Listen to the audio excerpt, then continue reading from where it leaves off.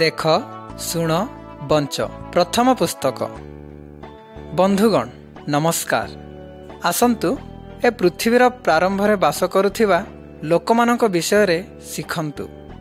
सेमाने एकमात्र सत्य ईश्वरक विषय रे आमको शिक्षा देवे। नाली पुस्तकर छवि को निर्देश क्रम रे देखंतु। छवि 1। आद्ୟରେ पृथ्वी नथिला, केवल परमेश्वर थिले। एकमात्र ईश्वर अछंती, से आत्मा अटंती। आमे तांको देखि पारिबा नाही। से सर्वशक्तिमान, से सर्वज्ञ और सर्वत्र विद्यमान। से आकाशस्थ और पृथ्वीस्थ सबु विषयर स्रष्टा। से मनुष्य को भूमिर धूली रे निर्माण कले। परमेश्वर मनुष्य को आत्मा दान कले, जेपरि मनुष्य ईश्वर को जानी पारिबो।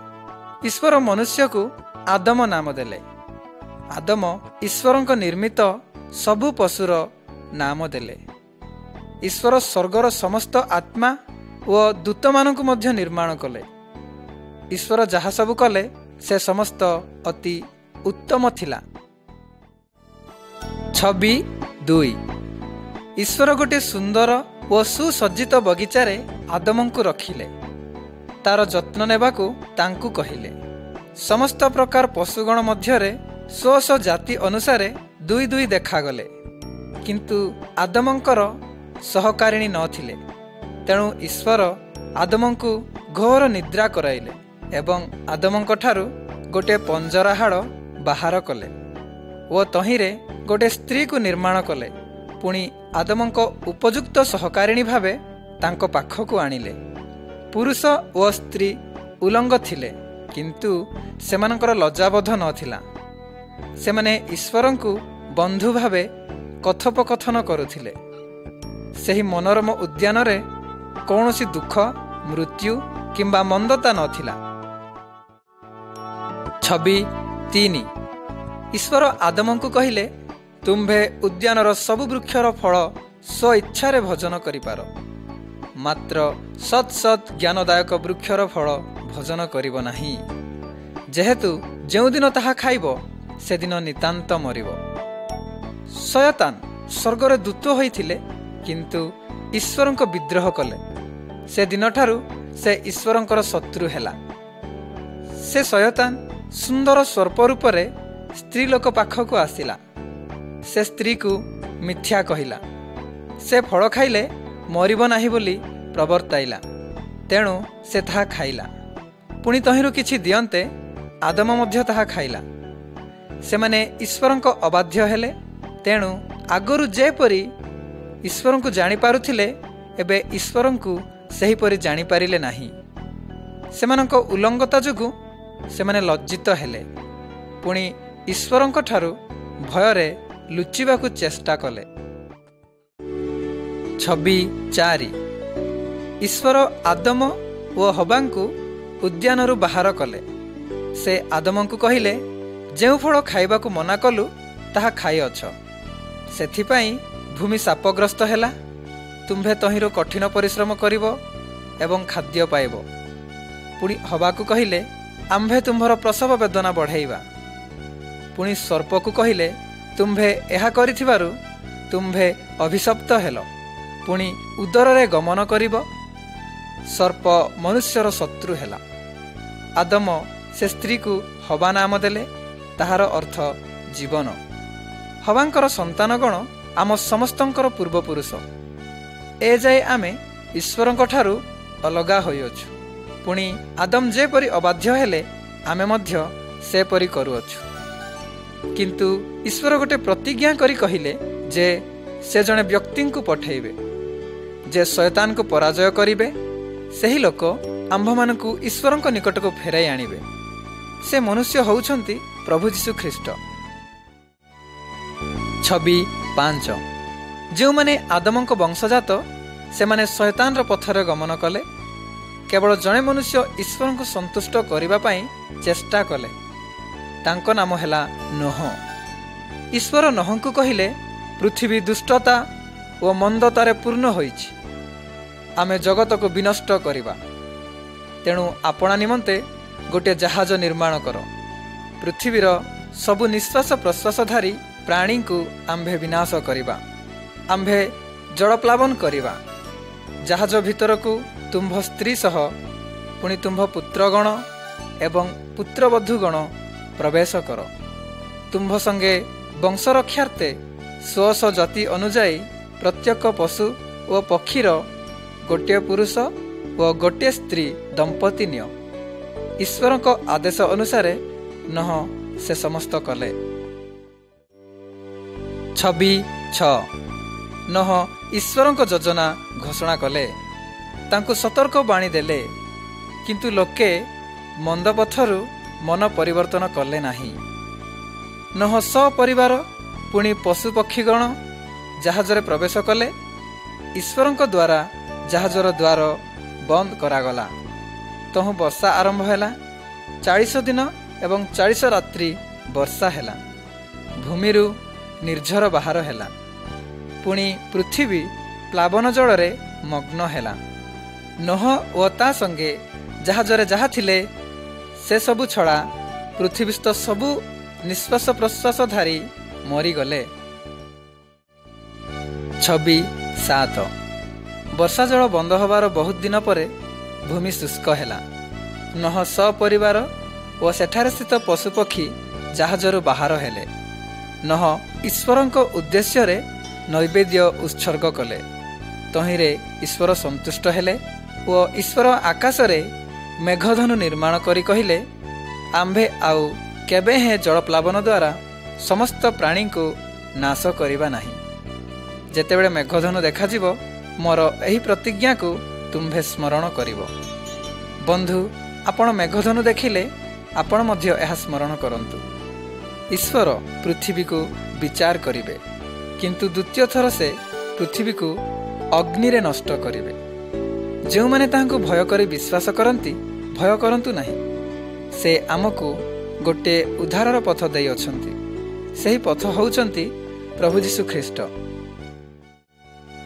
26:8 नहंक संतान मानकर अनेक संतान जात हेले। ईश्वर सेमानंकु पृथ्वीर सर्वत्र जाई बास करिबाकु कहिले, किंतु सेमाने अलगा हबाकु इच्छा प्रकाश कले नाही। सेमाने गोटे नगर और तहिर गोटे गगनस्पर्शी गड़ गढ़िबाकु स्थिर कले। ईश्वर सेमानंकर अबाध्यता और गर्व देखि कहिले, एमाने समस्ते एक भाषावादी, आमे तळकु जाई सेमानंक भाषारे भेद जन्मेइबा। एही छबिरे लोकमानंकु देखंतु, सेमाने परस्पर को बुझी पारंती नाही। तेणु सेमाने नगर निर्माण बंद करी विभिन्न स्थान रे बास करिबाकु चाली गले। लोकमानंक अबाध्यता जोगु अनेक भाषा सृष्टि हैला। अबाध्यता लोकमानंकु परस्पर ठारू पुणी ईश्वरंक ठारू अलगा करे। 26:9 एही छबिरे व्यक्ति होउछंती आयुब। से एकमात्र सत्य ईश्वरंक नाम रे आराधना और बलि उत्सर्ग करुथिले। से शयतानर पथ अनुसरण करि नथिले। आयुबंकर अनेक संतान व दास माने पुणी बहु पशुपल थिला। ईश्वरंक आशीर्वाद रे से धनी हेले। ईश्वर तांको ठारे संतुष्ट हेले।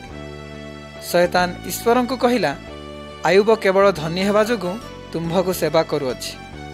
जदि तुम्भे तार सर्वस्व नहीं जीव, तेबे से तुम्भकु अभिशाप देई परित्याग करिब। शयतान मिथ्यावादी बोली ईश्वर जानती। आयुब दरिद्र हेले मध्य ईश्वरंकु ही सेवा करिब, एहा ईश्वर जानिथिले। तेणु ईश्वर आयुबंक ठारू सबु छड़ेई नेबाकु शयतान को अनुमति देले, जेपरी आयुब उत्तम लोक बोली प्रमाणित हब। 26:10 दिने आयुबर दास माने भयंकर संवाद आनिले। शत्रु माने बलद गुड़िक और गर्धब सबु नहीं गले, पुणी दास मानकु मारिदेले। बिजुली द्वारा मेष और मेषपाड़क सबु मरीगले। डकायत माने ओट सबु नहीं गले। सबुठारु दुखद संवाद आउ जणे दास आनिले।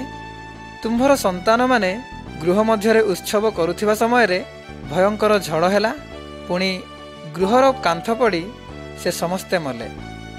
ଆୟୁବ ମସ୍ତକ ମୁଣ୍ଡନ କଲେ, ପୁଣି ଧୂଳିରେ ବସିଲେ। ସେ କହିଲେ, ପରମେଶ୍ୱର ଦେଲେ ଓ ପରମେଶ୍ୱର ନେଲେ, ତାହାଙ୍କ ନାମର ଗୌରବ ହେଉ। ଏହି ସମସ୍ତ ସମସ୍ୟାରେ ଆୟୁବ ଈଶ୍ୱରଙ୍କୁ ଅଭିଶାପ ଦେଲେ ନାହିଁ। 11 ଶୟତାନ ଈଶ୍ୱରଙ୍କୁ କହିଲା, ଯଦି ଆୟୁବର ଶରୀରକୁ ଆଘାତ କରିବ, ସେ ତୁମ୍ଭକୁ ଅଭିଶାପ ଦେବ। ତହୁଁ ତାଙ୍କୁ ପରୀକ୍ଷା କରିବାକୁ ସେ ଶୟତାନକୁ ଅନୁମତି ଦେଲେ। ତେଣୁ ଶୟତାନ ଆୟୁବର ଶରୀରରେ ଭୟଙ୍କର ଚର୍ମରୋଗରେ ଆକ୍ରାନ୍ତ କଲେ। ଆୟୁବଙ୍କ ସ୍ତ୍ରୀ ତାଙ୍କୁ କହିଲେ, ଈଶ୍ୱରଙ୍କୁ ସାପ ଦେଇ ମର। କିନ୍ତୁ ଆୟୁବ ବାରଣ କରି କହିଲେ, ଆମେ କ'ଣ ଈଶ୍ୱରଙ୍କ ଠାରୁ କେବଳ ମଙ୍ଗଳ ଗ୍ରହଣ କରିବା, ଅମଙ୍ଗଳ ନୁହଁ? ଆୟୁବଙ୍କର 3 ଜଣ ବନ୍ଧୁ ଆସି ଅନେକ ଦିନ ତାଙ୍କ ସହ କଥାଭାଷା କଲେ। ଆୟୁବଙ୍କର ଦୋଷ ଯୋଗୁଁ ଈଶ୍ୱର ତାଙ୍କୁ ଦଣ୍ଡ ଦେଉଅଛନ୍ତି ବୋଲି ସେମାନେ ଦୋଷାରୋପ କଲେ। ତହିଁରେ ଈଶ୍ୱର ସ୍ୱୟଂ ସେମାନଙ୍କୁ ଦେଖାଦେଲେ। ସେମାନେ ବୁଝିପାରିଲେ ନାହିଁ ବୋଲି ଈଶ୍ୱର ଜଣାଇଲେ। ଈଶ୍ୱରଙ୍କ ଶକ୍ତି ଅସୀମ, ସେ ସବୁ ବିଷୟ ଜାଣନ୍ତି। ଆମ ପାଇଁ କ'ଣ ସର୍ବୋତ୍ତମ ସେ ତାହା ଜାଣନ୍ତି।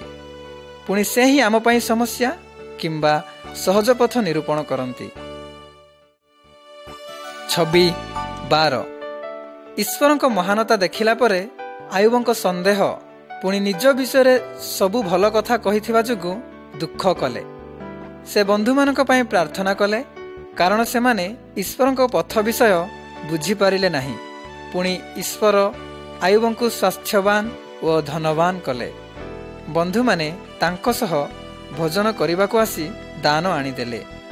ଈଶ୍ୱର ତାଙ୍କୁ 7 ପୁତ୍ର ଓ 3 ସୁନ୍ଦର କନ୍ୟା ଦେଲେ। ସେ ନିଜର ଅନେକ ବଂଶ ଦେଖି ବୃଦ୍ଧା ବୟସରେ ମଲେ। ବନ୍ଧୁଗଣ, ଈଶ୍ୱର ଜାଣନ୍ତି। ଏହି ଜଗତରେ ଆପଣଙ୍କର ସମସ୍ୟାମାନ ସ୍ମରଣ କରନ୍ତୁ। ଈଶ୍ୱର ପ୍ରେମ କରନ୍ତି ଓ ଆମ ପାଇଁ ସର୍ବୋତ୍ତମ ଚିନ୍ତା କରନ୍ତି। ତାଙ୍କଠାରେ ଭରସା କରିବାକୁ କହନ୍ତି, ଯେପରି ଯୀଶୁଙ୍କ ଦ୍ୱାରା ଶୈତାନକୁ ଆମେ ଜୟ କରିବା।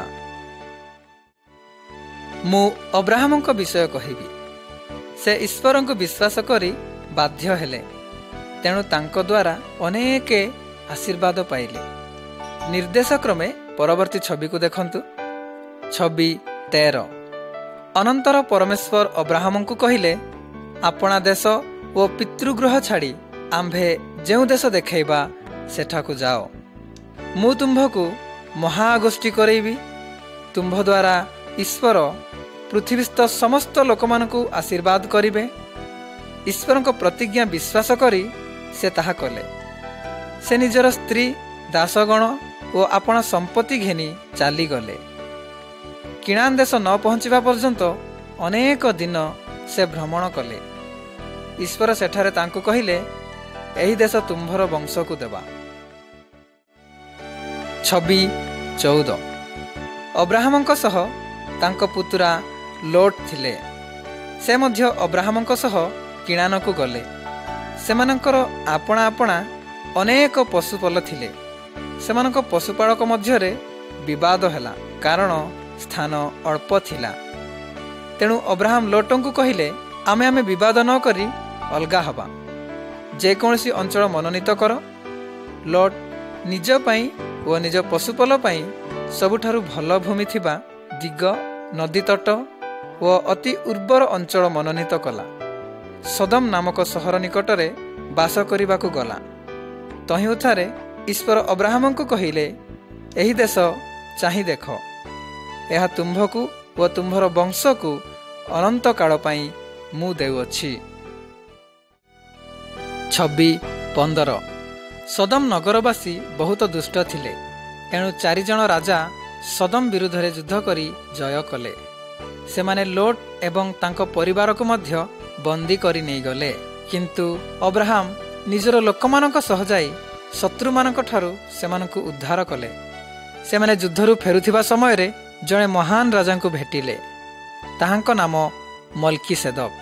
ସେ ସାଲେମର ରାଜା, ତାହାର ମାନେ ଶାନ୍ତି।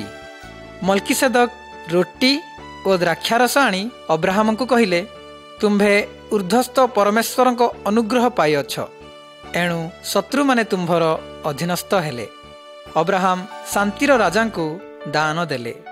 ସୋଦମର ରାଜା ମଧ୍ୟ ଅବ୍ରାହମଙ୍କୁ କିଛି ଦାନ ଦେବାକୁ ଇଚ୍ଛା କଲେ, କିନ୍ତୁ ଅବ୍ରାହମ ମନା କଲେ, କାରଣ ସେହି ରାଜା ଅତ୍ୟନ୍ତ ଦୁଷ୍ଟ ଥିବାରୁ ତାଙ୍କଠାରୁ ଦାନ ଗ୍ରହଣ କଲେ ନାହିଁ। ସେ ଯାହା ହେଉ, ଲୋଟ କିନ୍ତୁ ମୂର୍ଖ ହେଲେ, କାରଣ ଆଉ ଥରେ ସୋଦମରେ ବାସ କରିବାକୁ ସେ ଫେରିଗଲେ। 26:16 ଈଶ୍ୱର ଅବ୍ରାହମଙ୍କୁ ବନ୍ଧୁ ବୋଲି ଡାକିଲେ। ସେ କହିଲେ, ଅବ୍ରାହମର ବଂଶଧର ସଦାକାଳ ଆମର ଲୋକ ହେବେ। କିନ୍ତୁ ନିଜର ସନ୍ତାନ ନଥିବାରୁ ଅବ୍ରାହମ ଦୁଃଖିତ ଥିଲେ। ଈଶ୍ୱର ଅବ୍ରାହମଙ୍କୁ ଘରୁ ବାହାରକୁ ଡାକି କହିଲେ, ଉପରକୁ ଚାହିଁ ଦେଖ, ପୁଣି ତାରା ସବୁକୁ ଗଣ, ସେହିପରି ତୁମ୍ଭର ସନ୍ତାନ ଓ ବହୁ ବଂଶ ହେବ। ଈଶ୍ୱରଙ୍କ ସେହି ପ୍ରତିଜ୍ଞାରେ ଅବ୍ରାହମ ବିଶ୍ୱାସ କଲେ। ତହୁଁ ଈଶ୍ୱର ତାଙ୍କ ପ୍ରତି ସନ୍ତୁଷ୍ଟ ହେଲେ।